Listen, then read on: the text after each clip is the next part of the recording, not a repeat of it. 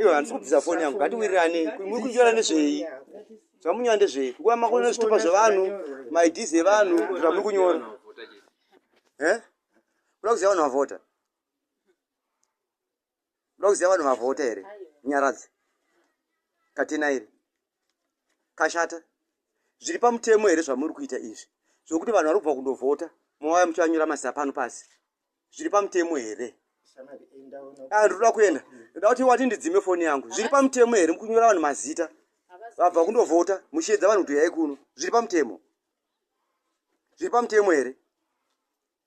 kana zviri pamutemo nditaurire chokwadi ndoitwa Edmond Nyamapfeka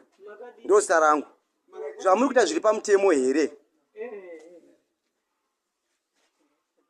mazita mukunyora vanhu aya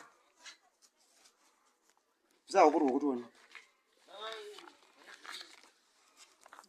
thanks maita basa amai vati vanhu varamba chinyorwa kamazita ndizvo here ndozviri kuitika teketika